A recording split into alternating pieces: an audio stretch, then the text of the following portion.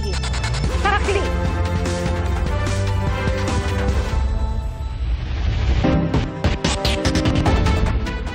Mga kapuso, traffic pa rin sa ilang lugar sa Metro Manila hanggang sa mga oras na ito ngayong unang Biyernes ng Disyembre. At tuloy naman ang panguhuli ng MMDA sa mga ilegal na nakaparada sa kalsada at sa iba pang mga sagabal. Saksila, si Jamie Santos. Jamie? Pia, damang-dama na nga ang Christmas rush dahil 20 araw na lang, Pasko na, kahit saan dumaan, napakatindi ng traffic, nasabayan pa yan ng long weekend.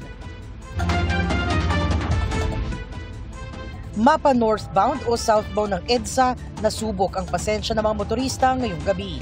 Sa drone video nakuha sa EDSA Timog Avenue sa Quezon City, kita kung gaano kahaba ang pila ng mga sasakyan sa magkabilang direksyon. Pulang-pula ang pila ng mga sasakyan, lalo na yung patungong Cubao. Pasado alas 8 ng gabi, mabagal din ang usad ng mga sasakyan sa ilang bahagi ng Maynila, partikular sa may Quezon Bridge. Nakadagdag sa traffic ang dami na nagsimba sa Quiapo Church ngayong First Friday. Sa Espanya, pahirapan ang pagsakay ng mga commuter. Ganyan din ang sitwasyon kanina sa may tapat ng Kartilya ng Katipunan. Hanggang sa may Santo Domingo Church, pahirapan ang pagsakay kaninang rush hour. Kaninang umaga, huli ang mga naabutang driver at rider na iligal na nagparada ng sasakyan sa C5 E-Service Road sa Taguig. Kumaripas din sa takbo, mama. Oo, kasi sabi ko, bumili lang ako sa pichi-pichi, mama, ito ba nga yung binili ko eh. Baka pwede naman hindi na ako kikitang, sir. Papart pa lang ako, ma'am. Dapat kunti man lang konsiderasyon kahit mga 5 minutes, 10 minutes. Tinikitan din ang rider na nakatsinelas lang. Bakit kailangan nakatabang sapatos? Bakit? Safety. Wala ring suot na helmet ang kanyang angkas, kaya binigyan ito ng MMDA. Hinatak naman ang mga sasakyang walang driver. Pati mga inaayos sa mga vulcanizing shop sa gilid ng kalsada.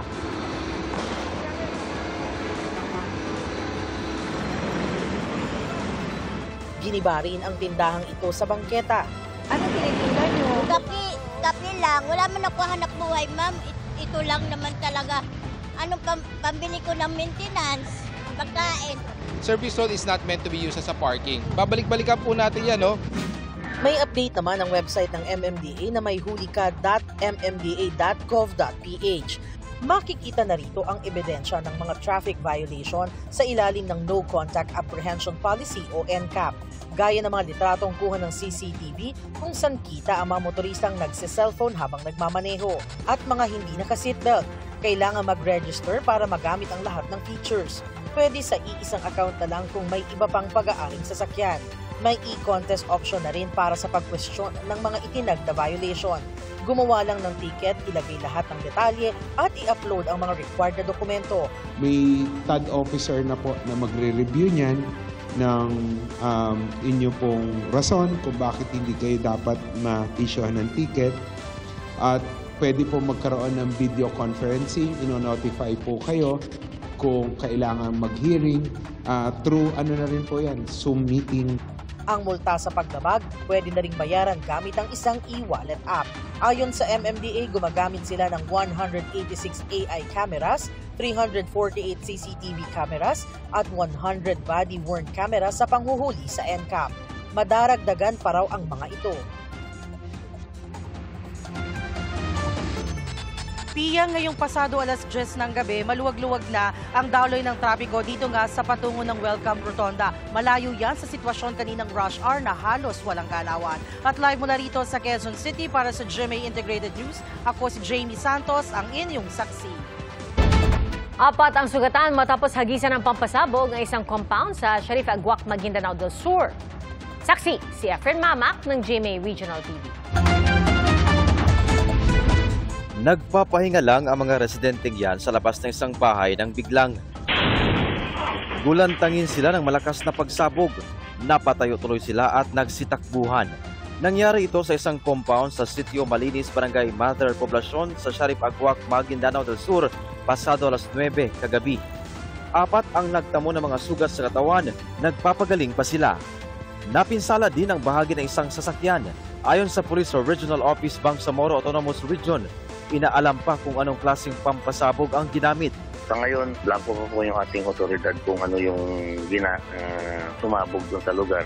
At inaalam pa rin po natin kung ano yung motibo doon sa pagpapasabog na ito. Ang lokal na pamahalaan ng Sharif Agwak, mariing kinondena ang insidente. Layunin nila ng pagpapasabog na guluhin ang kapayapaan ng nasabing lugar. Kasabay niya ang panawagan sa mga umano'y spoiler of peace na ihinto na ito.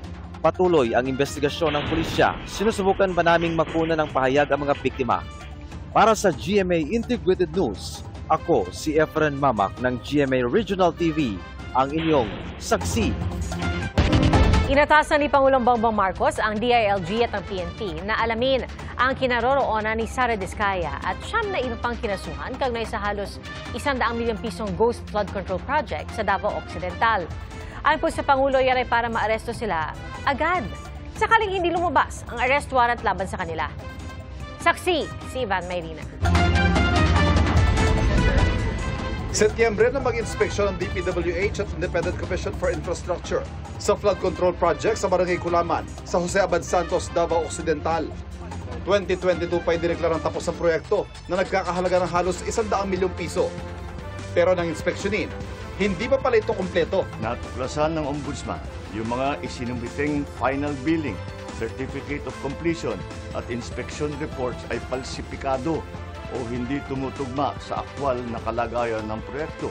Maging mga video at larawan na hinarap ng respondent ay walang timestamp at hindi ma-validate na tumutukoy sa proyektong ito. Ang kontraktor ng proyekto ay St. Timothy Construction Corporation, isa sa mga kumpanyang iniugnay sa mga Diskaya.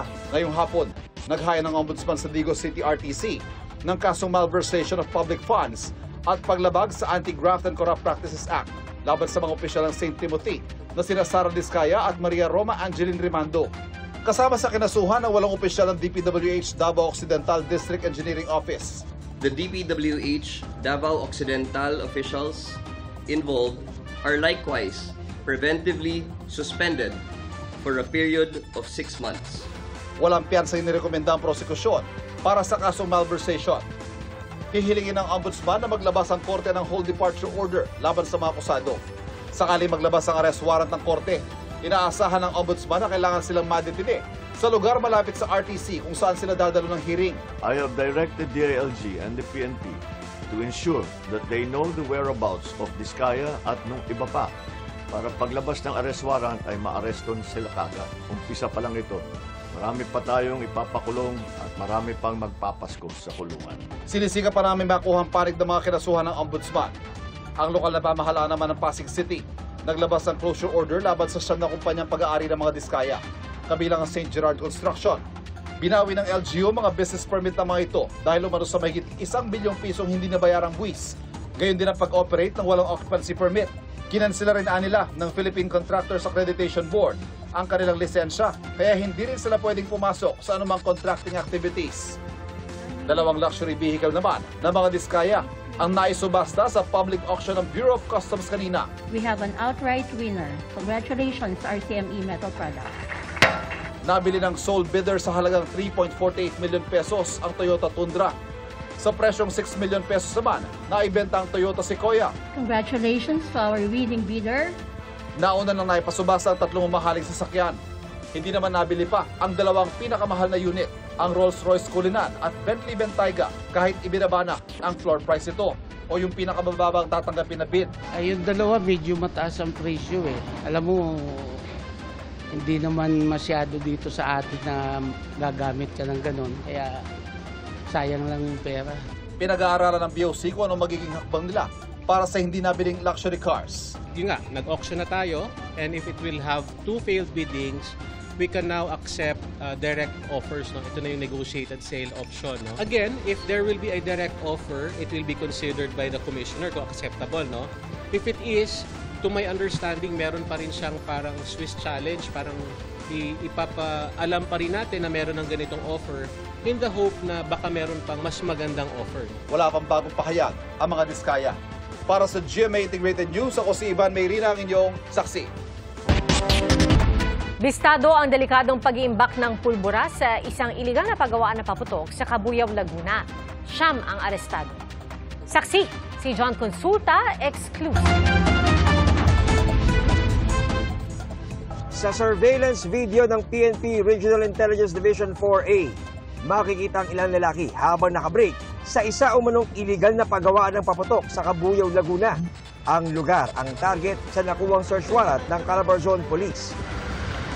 Dahil pagawaan ng paputok ang pupuntahan, kinolekta muna ang mga lighter at sigarilyo mula sa operating units para makaiwas sa peligro. Pagdating sa pakay na compound,